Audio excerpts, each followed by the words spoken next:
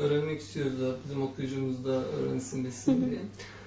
Hangi tarihte gittiler Suriye'ye?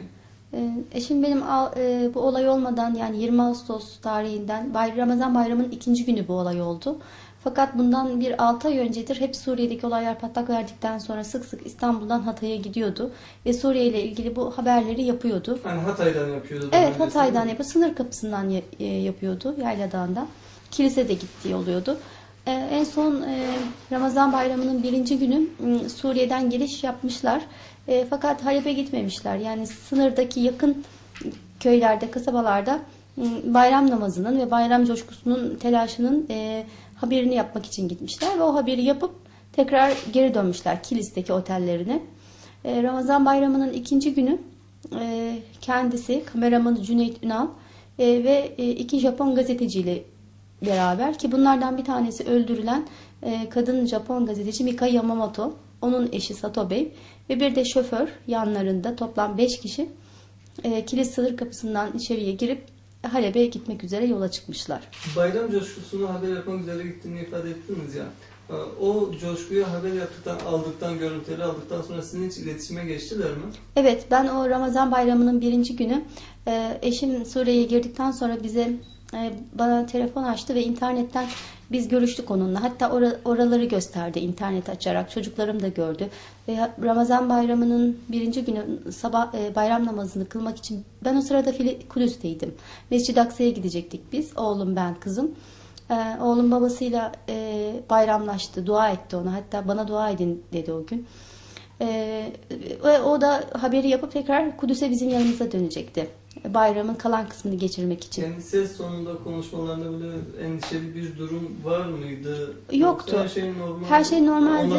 Onlar açısından her şey normaldi. Dua edin dedi sık sık. Yani bunu çok şey yaptı. Bana dua edin, biz yarın Suriye'nin içine gireceğiz diye. Çünkü o zaman sınırdaydı ve çok endişelenecek bir şey yoktu. Bütün gazeteciler sınırın yakın yerlerine girip haber yapıp çıkıyorlardı. Bundan sonra ben görüşmedim eşimle. Yani ikinci gün telefonunu kapattı. Oraya girerken telefonunu kapatıyordu.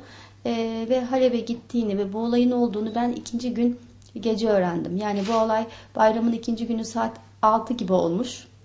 Bize gece yarısı haber geldi. Ben de üçüncü gün apar topar döndüm. Haberi nasıl aldınız?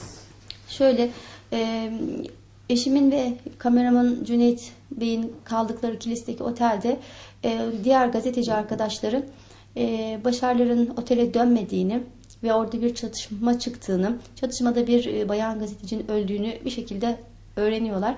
Ve bu Başar'la Cüneyt'in mi olduğunu araştırıyorlar. Aradan süre geçince her şey netleşiyor. Gelen bilgiler birinin Türk, birinin Arap olduğu ve öldürülenin Japon gazeteci olduğu netleşince bize daha sonra kanal vasıtasıyla ulaşıldı Kudüs'e. Biz öyle bir haber aldık ve ben hemen öğrendiğim gibi Dışişleri Bakanlığı'nı aradım Kudüs'ten bunu bilgi vermek için. Onların da o sırada haberi olmuş zaten ve biz hemen Türkiye'ye döndük, İstanbul'a. Geldikten sonraki süreci bir özetlemenizi istesek, neler yaşandı, kimlerle görüşüldü, ne tür sözler aldınız ve neler yapıldı bu yolda? 141 gün oldu bugün itibariyle. Biz geldiğimiz günden, yani 141 gündür ben yani o kadar çok şey yaptık ki bunların hiçbirine ulaşabileceğimizi hayal etmezdim. Yani Başbakan'la bizzat görüştük. Dışişleri Bakanı Ahmet Davutoğlu ile görüştük. Ana muhalefet lideri Kemal Kılıçdaroğlu ile görüştük. Bir heyet oluşturuldu. CHP'li vekillerden ve EHTA Vakfı Başkanı Ali Yaral'ın da içinde bulunduğu. Ayrıca sivil toplum örgütlerinin de desteklediği. Bu heyet şeye gitti. Biliyorsunuz bu Cüneyt'i getiren süreçteki heyetten bahsediyorum. Evet. Cüneyt'i getirdi. Başar için aynı olumlu netice alınamadı. Onun dışında ben Filistin lideri Mahmut Abbas'la tercüman aracılığıyla görüştüm. Bu konuyu bizzat ona ilettim İstanbul'a geldiğinde. Ürdün Dışişleri Bakanı'na mektup yazdım. Mektubum ona ulaştırıldı. Sınır tanımayan gazeteci meslek örgütlerine, Fransa'daki gazeteci meslek örgütlerine, hepsine biz yurt dışındakilere ulaştık. Yani onlar da bunu takip ettiler, ediyorlar da. Ama şu ana kadar hiçbir yerden bir sonuç çıkmadı. Yani ben hükümetin bununla ilgilendiğini biliyorum. Görüşmelerimizde hep bana biz bu konuyla ilgileniyoruz. Suriye ile direkt bir ilişkimiz yok ama İran üzerinden bu konuyla ciddi bir şekilde ilgileniyoruz dendi. Ama bir sonuç yok şu ana kadar. Ben emniyete de başvurdum. Eşimin o sırada yakalandığı ve başlarına bu olay geldiği sırada kullandığı cep telefonu başka birisinin eline geçti Suriye'de. Ve o telefon kullanılıyor halen. Bunların tespiti için emniyete de başvurdum. Ama Suriye'deki sinyaller buradan çok net alınamadığı için oradan da bir net cevap gelmedi. Yani resmi ve daha farklı kanallardan biz pek çok şey yaptık. Ama ilk günden beri 141 gündür Başar Kadumi elimizde değil diyor Suriye ısrarla. Yani bunda hiçbir şey yok. Yani sonuç ne derseniz 141 günün sonunda hiçbir şey. Başladığımız gündeyiz. Başladığımız noktadayız. Ne öldü ne sağ. Hiçbir bu bilgiyi vermiyorlar. Cüneyt için ilk günden beri hep bir bilgi vardı. Bir fotoğrafı çıktı. Daha sonra tekrar bir fotoğrafı yayınlandı. Sağ olduğu hep biliniyordu. Ama biz eşim için o kadar şanslı değildik. Yani hala aynı yerdeyiz, aynı noktadayız. Cüneyt'in getirilişi, Türkiye'ye getiriliş süreci sizi nasıl etkiledi? Bir umut oldu mu sizin için? Kendisiyle görüştünüz, eşinizle ilgili belki en sahih bilgiyi kendisinden Doğru, aldınız. doğru. O süreci anlattı mı size ve bu sizin Anlattı. için bir umut oldu mu? Bunu özetleyebilir misiniz? Ben ümidimi hiçbir zaman kaybetmedim ama Cüneyt'in Türkiye'ye getiriliş süreci benim için çok sıkıntılı oldu. Cüneyt'in gelmesine tabii ki çok sevindim. Herkes gibi. Çok dua da ettim. Ama kendi açımdan gerçekten sıkıntılı oldu. Çünkü ilk defa beni karamsarlığa iten, ümidimi kıran şey Cüneyt'in sınır kapısından milletvekilleriyle beraber tek başına girmiş olmasıydı. Ben hep eşimin de oradan Cüneyt'le beraber gireceği hayalindeydim, umudundaydım. Ki Hatay'a da ben gittiğimde yanımdaki çantaya eşimin eşyalarını koyarak gittim. Yani döndüğünde o kendi eşyalarını giydiğinde beraber döneceğiz diye. Fakat Cüneyt tek başına girince ben orada ümitsizliğe düştüm. Ve ayrıca Cüneyt'in anlattığı bilgiler beni çok dediğim gibi ümitsizliğe itti. Sebebi o vakte kadar bizim görgü şahitleri olduğunu iddia eden kişilerden duyduklarımız eşimin omzundan yaralandığı ile ilgiliydi. Hep omzundan yaralandığını biz duyduk. Buna inandık. Cüneyt döndüğünde eşimin karnından yaralandığını söyledi. Karnındaki yarasında bir şişme olduğunu söyledi ve ilk müdahaleyi kendisinin yaptığını söyledi. Yani bu beni çok üzdü. Yani ilk defa onun hayatıyla ilgili ciddi endişelerim oldu. Peki nasıl ayrılmışlar Cüneyt'le birlikteyken ilk müdahaleyi Cüneyt yapmış. Sonrasında Evet. bir ayrılık olmuş. Evet. Nasıl ayrılmışlar birbirlerinden? Halep'te çekim yaptıkları sırada çatışma çıkınca Suriye ordusu ve Esad askerleri arasında bunlar çatışmadan saklanmak, kaçmak için bir apartmanın boşluğuna sığınmışlar. O sırada Cüneyt halen çekim yapmaya devam ediyormuş. Eşim de elindeki el kamerasıyla çekim yapıyormuş. O sırada bir sniper ateşiyle eşim karnından yaralanıyor ve yere düşüyor. Ve Cüneyt o sırada boyundaki puşisiyle karnına müdahale ediyor yarasına. Ve yardım çağırmak için dışarıya çıkıyor. Ama eşim de o apartmanın önünde, yani o aralıkta. Ve Cüneyt'i o sırada askerler alıp götürüyorlar. Sırtındaki tişörtü kafasına geçirerek alıp götürüyorlar.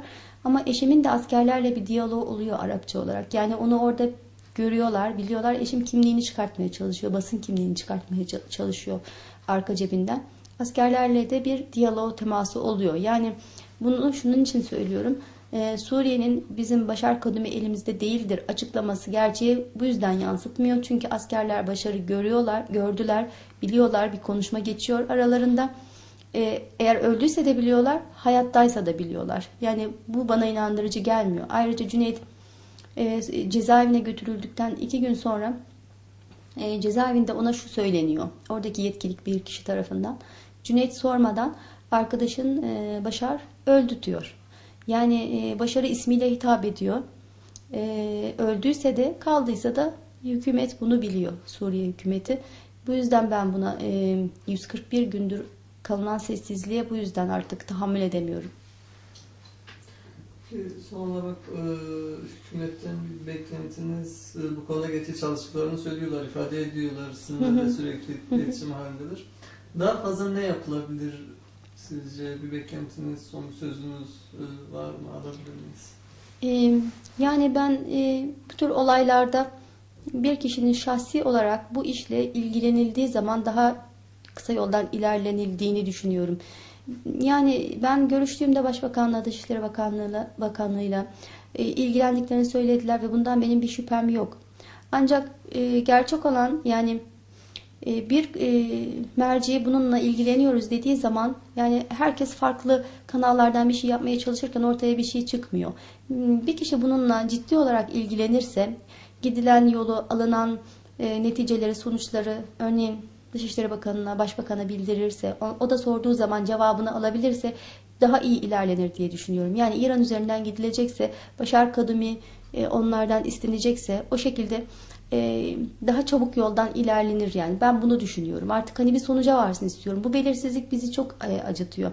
Yani bir ölen bir kişinin ardından yasını tutarsınız, dua edersiniz. Yani onun mezarı bellidir. Dua edersiniz. Yani burada çünkü ölüm hepimiz için haktır. Biz buna inanıyoruz. Ve teselli bulursunuz. Çünkü herkesin başına bu gelir. Ama bu arafta kalmak, arada yani ne olduğunu bilmemek insanın yörüngesini şaşırtıyor. Yani neredesiniz? Nerede? Burada mı yoksa öldü mü? Yani onu bilemiyorsunuz. 141 gündür. Evet. Ben halen daha 141 gündür eşim hayatta mı değil mi bunu bilmiyorum. Ki ben o çocuklarıma ne diyeyim bununla ilgili. Ümit versem yani ümit zaten başkasını söyleyemiyorum. Çünkü onlar daha çok küçük. Aksini söyleyemem onlara. Ama artık bu belirsizlik biterse ben de daha bu konuda yani ben artık eşimin ölmüşse bile onu da yapıyorum. Yani hani saklı tutuyorum ve onu da tahammül ederim. Bu çok ağır bir şey. Ama artık ben bu noktadayım. Yani Rabbimden bizim hayırlısını vermesini istiyorum bizim yolumuz için. Amin. En azından bir şeyler olsun, bir haber alalım. Kesinlikle. Sizin çağrınız yani son benim evet çağrım bu. Olarak, bir eş olarak. Ya ben Suriye'de televizyonda Suriye ile ilgili haberleri izlediğim zaman çoğu zaman kendi acımdan utanıyorum. Çünkü Suriye'de benim durumumda binlerce insanlar var. Binlerce insan var. Kadınlar eşlerinden, çoluğundan, çocuğundan ayrılar. Ne olduğunu, akıbetini bilmiyorlar. Veya bir ailede 3-5 insan hep ölmüş, şehit olmuş. Yani ben kendi acımdan çoğu zaman utanıyorum. Çünkü şükredecek her şeyimiz var. Elhamdülillah çocuklarım yanımda hayattalar diye. Ve eşim için sürekli dua ediyorum. Suriye'deki yaşanan bu zulümle beraber oradaki insanlar gibi eşime de dua ediyorum. Sonra ben de şunu sormak istiyorum. Özellikle bu metanetinizi korumak hususunda. Yani bunu nasıl değerlendirirsiniz? Yani gerçekten baktığımızda, açıklamalarınıza baktığımızda metanete dönüş, bu Allah'a tevekkül edilişiniz yani böyle bir güzel bir imanı simgeliyor, gösteriyor. Yani bunu biraz anlatır mısınız? Ben hayatım boyunca yani sadece bu durumda değil. Yani şuna inandım. Benim değiştiremeyeceğim şeyler vardır. Eğer iman sahibi, inanç sahibi olmasaydım daha fazla acı çekerdim ve yıpranırdım. Bunda yaptığım şey gece düşündüğüm zaman evlerin ışıkları yanıyor ve orada bir sürü nice insanın bir sürü acısı var ve bundan bir haberiz çoğu zaman. Bunun başımıza Allah tarafından getirildiğine Allah muhafaza inanmamış olsaydım zaten şu an ayakta duramazdım. Yani bunların hepsi birer işaret. Eşimin oraya gitmesi, zamanlama, bizim bunu yaşıyor olmamız. Yani her zaman kötü şeyler başkalarının başına gelmiyor. Hepimizin başına gelebilir. Ve ben bunu değiştiremem. O 141 gündür çok mücadele ettim. Halen daha ediyorum ama ben bunu değiştiremiyorum. Bu Allah ne zaman buna ol dediği vakit bu olay olacak. Yani hayattaysa da ölmüşse de o haber verecek bize. Biz o zaman haberdar olacağız ve bunun sabrını da bize verecek. Şu an nasıl ayakta durmuşsam ve sabrını veriyorsa da o zaman öyle olacak. Ben kalbimdeki o inanç sayesinde ayakta duruyorum ve binlerce şükrediyorum bunun için Allah'a. Çünkü bunu yaşamayan insanlar ayakta duramıyorlar.